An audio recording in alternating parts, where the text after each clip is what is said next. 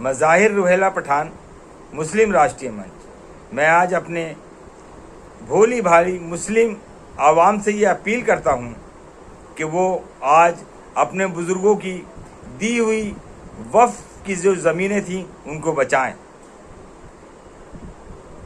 आज से 1000 साल पहले तक जो हमारे बुज़ुर्गों ने, जो हमारे बड़े सरमाएदार या जो और बड़े ज़मींदार लोग थे, उन्होंने गरीब मुसलमानों के फलाह और बहबूद के लिए, उनकी तालीम के लिए, उनकी तिजारत के लिए, उनकी सेहत के लिए, उनके हर तरह से माशरे में मदद करने के लिए कुछ प्रॉपर्टियों को वक्फ किया था, जिसको एक कानून के ज़रिए ब्रिटिश पीरियड में और उसके बाद वक्फ कानून बनाया गया और वो पूरी ज़मीनें वक्फ के अंडर में आ गई। आज हमारे देश में सबसे ज़्यादा जो ज़मीनें सरकार के पास हैं, उसमें सेना के पास है, रेलवे के पास है और एक बहुत बड़ी अक्सरियत तीसरे नंबर पे वक्फ की है। अगर आज उन वक्फ की ज़मीनों से मुसलमानों को सही तरह से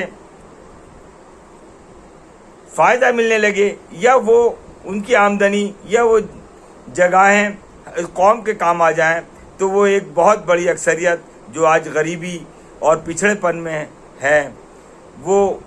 एक उभर के आएगी और माली और कारोबारी हालात से मजबूत होगी। आज से पहले सरकारों ने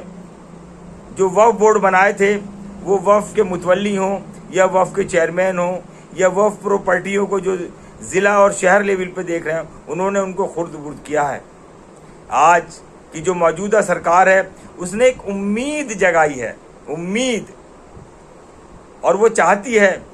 कि इस हिंदुस्तान की जो सबसे बड़ी अक़लियती मुसलमान हैं, वो देश की मुख्य धारा में आएँ और देश को और अपने आप को मजबूत करें। आज एक कानून अमेंडमेंट हो रहा है, जिसका सरकार ने एक उम्मीद,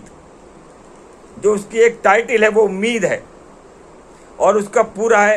एकीकृत वक्फ प्रबंधन, एकीकृत वक्फ प्रबंधन, सशक्तिकरण, दक्षता और विकास अधिनियम,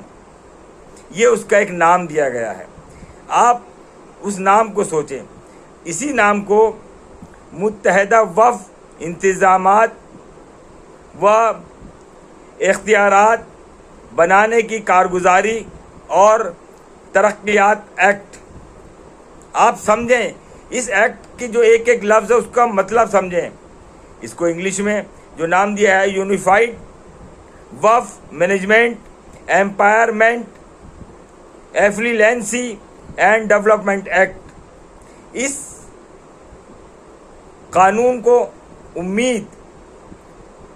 आज जो हमारे मुस्लिम रहबर हैं, चाहे वो सियासी हों चाहे मजहबी हों, वो इस चीज़ का विरोध कर रहे हैं, क्योंकि वो जानते हैं कि हमारी जो कौम है, जिसको हमने पढ़ने नहीं दिया, जिसको जाहिल रखा, जिसको मजदूर बनाया, जिसको पिछड़ा बनाया, जिसको दलितों से बुरी हालत में कर दिया, जो इन्हीं की सरकार कहती है। जो पिछली सरकार ने एक सर्वे किया था, उस सर्वे में साफ कह दिया था कि ये दलितों से भी नीचे है मुस्लिम कौम। तो मेरे दोस्तों, ये जो मुत्तहिद एकीकृत वक्फ, जो वक्फ की जो प्रॉपर्टी है उसका प्रबंधक, उसका इंतजामात, उसका मैनेजमेंट, एम्पावरमेंट, यानी उसकी जो हुकूकात हैं, उसकी जो कारगुजारी है,